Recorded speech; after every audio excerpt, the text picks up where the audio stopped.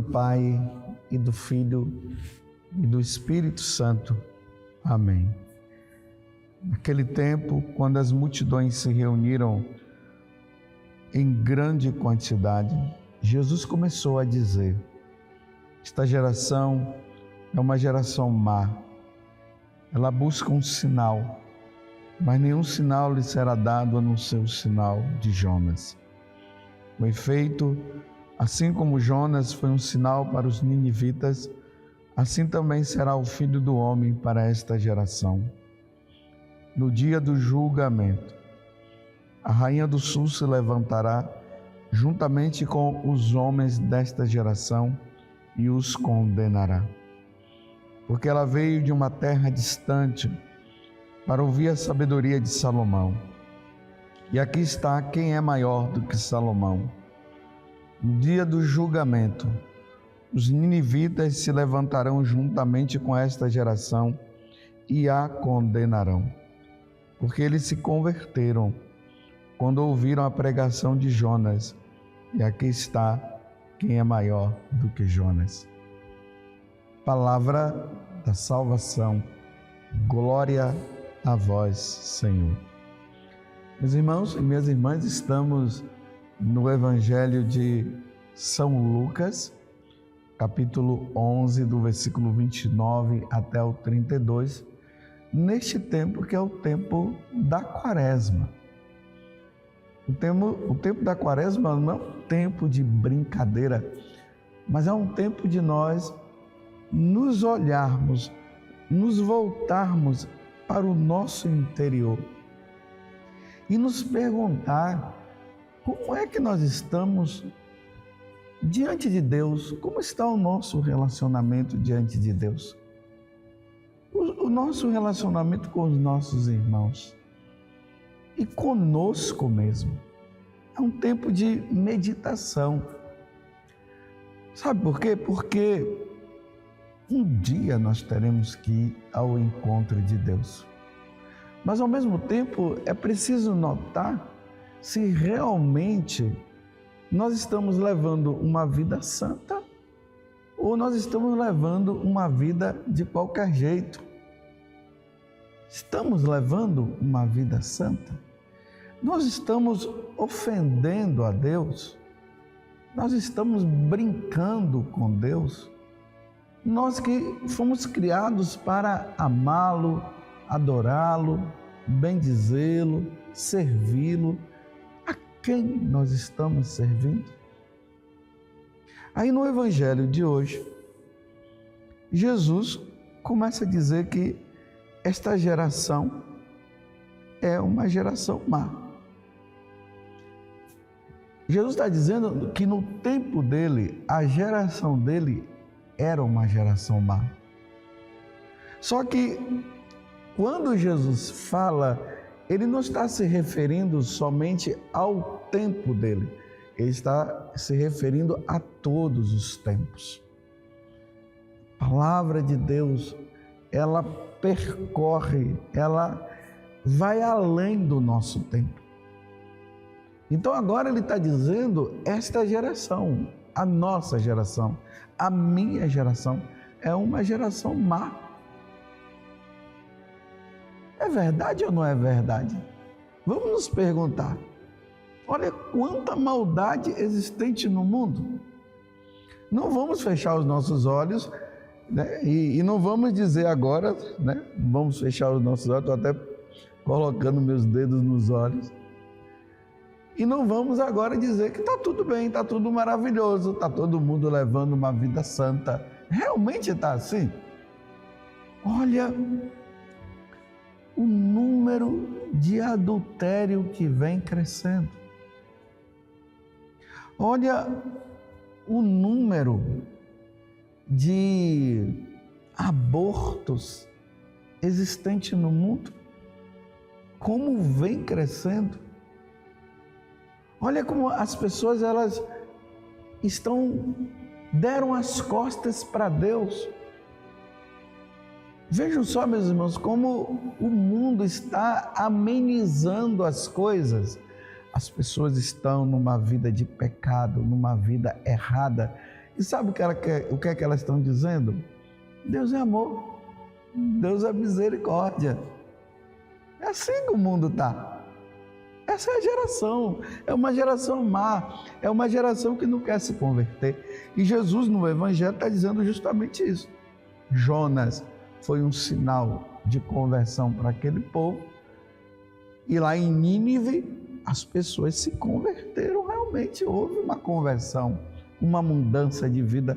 Deus enviou Jonas para Nínive porque a coisa não estava boa, meus irmãos, na cidade de Nínive. E quando Jonas começou a anunciar, o rei teve noção do que estava acontecendo. Como nós dizemos, a ficha caiu. A ficha caiu daquele rei. E aí ele convocou o quê? Penitência e jejum para todo mundo. E lá no livro de Jonas, eu até convido você a ler do profeta Jonas, que é um livro bem curto. Se você puder ler, leia. Você vai ver que lá se coloca até de forma exagerada que até os animais fizeram penitência. É claro que os animais não fizeram penitência, mas é só para dizer que todo mundo, naquele momento, tomou noção e pediu perdão a Deus, e eles se converteram, porque senão ia acontecer um grande mal na cidade de Jonas, porque Deus havia falado. Aí Jesus conta também dessa rainha do sul que foi visitar Salomão, e vendo a sabedoria de Salomão, ela diz: não é possível, para um homem ter uma sabedoria dessa, tem que vir do céu. E ela era uma pagã e ela se converteu. E essa geração não quer se converter. Claro, graças a Deus nós temos visto muitas mudanças de vida, mas essas mudanças são poucas em relação à multidão que existe aí, é muito pouca. E aí por 2 vezes aqui, Jesus fala de julgamento. Haverá um julgamento. E uma vez que Jesus agora, ele é muito mais do que Salomão, ele é muito mais do que Jonas, porque ele é Deus. Porque na verdade Jonas é uma prefiguração de Jesus, e Salomão também é uma prefiguração de Jesus. Agora chegou aquele que nós devemos nos voltar, realmente nos converter. Chegou a plenitude dos tempos. E Jesus, ele começou pregando, dizendo: convertei-vos e crede no Evangelho, e crede na Boa Nova. E crer no Evangelho e crer na Boa Nova, porque o Evangelho e Boa Nova é a mesma coisa, é Jesus, é crer em Jesus. E se não houver mudança de vida, haverá um julgamento severo para aqueles que estão brincando com a sua salvação. Na carta aos Gálatas, lá no capítulo 6, é o que São Paulo vai te dizer: com Deus não se brinca. O tempo da Quaresma é esse tempo de reflexão. Nós refletimos para ver como é que nós estamos, para nós mudarmos de vida. Mais uma vez eu falo, meus irmãos, essa história que as pessoas estão dizendo: Deus é amor, Deus é amor, Deus é misericórdia. Isso, Deus é misericórdia. Mas as pessoas não querem mudar de vida, elas querem continuar naquela vidinha errada.